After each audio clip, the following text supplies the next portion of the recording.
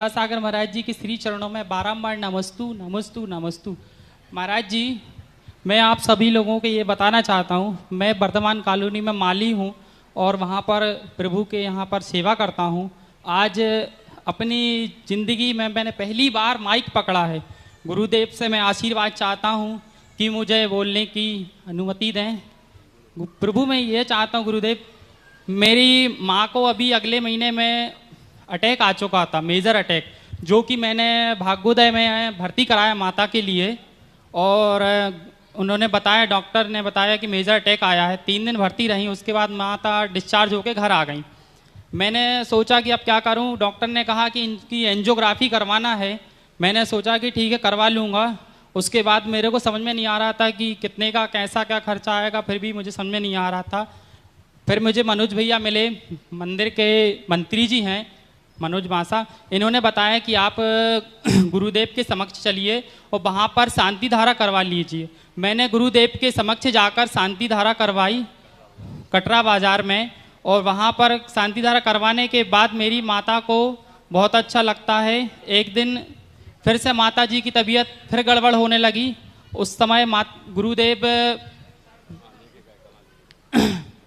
अपनी बरनी भवन मोरा जी में थे। जब केसली वालों के यहाँ पे आहार हुए थे, तब मैंने गुरुजी के दर्शन करवाए माता के लिए और गंधोदक भी लगा दिया था। उसके बाद मैं माता के लिए एम्स हॉस्पिटल लेके गया। वहाँ पर एम्स हॉस्पिटल में मैंने माता की जांचें करवाई। एंजियोग्राफी तो मना कर दी थी डॉक्टर ने। वहाँ पर उन्होंने बोला टीएमटी की जांच करवाइए। टीएमटी की जांच करवाई मैंने, और टीएमटी के जांच और सब जांचें करवाई। वहाँ पर गुरुदेव के आशीर्वाद से माता की पूरी जांचें जितनी भी थी सब नॉर्मल आई हैं। महाराज श्री, मैं एक बात और कहना चाहता हूँ कि मैं मंदिर में सेवा करता हूँ। मैं सभी प्रकार से सेवा करता हूँ, निस्वार्थ भाव से सेवा करता हूँ। कभी भी ये नहीं सोच के नहीं करता हूँ कि मैं यहाँ से मुझे धन की प्राप्ति होगी, ये होगा। वहाँ पे मैं जब भी होता मेरा मन होता है, मैं वहाँ पर शांति धारा भी करवाता हूँ, कभी कभी अर्घ भी चढ़ा देता हूँ। मनोज भैया मेरा बहुत साथ देते हैं, पूरी समाज भी मेरी बहुत साथ देती है, कमेटी भी बहुत साथ देती है। मैं पूरी कमेटी और समाज को अपने परिवार के जैसा लेकर चलता हूँ। गुरुदेव, मैं यह चाहता हूँ कि क्या हमारे ऐसे भाव हो सकते हैं कि मैं गुरुदेव के लिए कभी आहार दे सकते हैं क्या? मेरी शंका समाधान यही है। पहली बात तो तुम माली हो, तो यह तुम्हें सोचना है कि हमारी किस्मत में झाड़ू लगाना लिखा था, हमारी किस्मत में बर्तनों को मांजना लिखा था, हमारी किस्मत में पानी भरना लिखा था। ये तो पक्का था। लेकिन मेरे भाग्य कितने हैं कि किसी जूठे बर्तन ना मांझ करके पूजा के बर्तन मांजने को मिल रहा है। बर्तन तो दोनों मांजते हैं ना, एक वो मजदूर है जो जूठे मांजता है, और तुम कौन से मानते हो?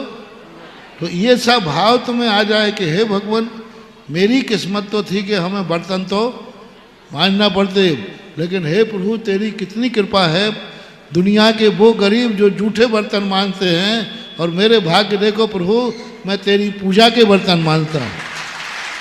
दुनिया के कैसे पापी लोग हैं जो जाकर होटलों का पानी भरते हैं किसी को नहाने के लिए, और मेरे भाग्य कितने हैं कि मैं मंदिर में पुजारियों के पैर धोने का पानी भरता हूँ।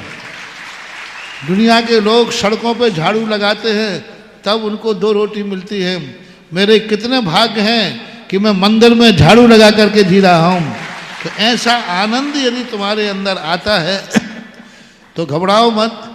इस बार तो आहार नहीं ले पाओगे, लेकिन जो विधि मैंने बताई है ये अवभाग्य मानते रहे तो नियम से माली से मर कर के माली टू जैन के यहाँ पैदा हो गए, और फिर तुम महाराज को आहार दोगे। हमारे यहाँ ऐसी कहानियाँ बहुत आती हैं। सेठ सुदर्शन पहले ग्वाले थे और उन्होंने ऐसा ही एक भाव किया, उस भाव से वो सेठ के यहाँ पुत्र हुए। आपके इतने अच्छे भाव हैं, आप जैन धर्म के ऊपर इतना विश्वास रखते हैं और आपकी आस्था है, तो थोड़ा सा इंतजार और करो। इस भाव के बाद अगले भाव में आहार देना ही नहीं, खुद चौका लगाना और महाराज को पढ़ाना। महाराज इनको सैनी बोलते हैं, सैनी बोलते हैं इनको।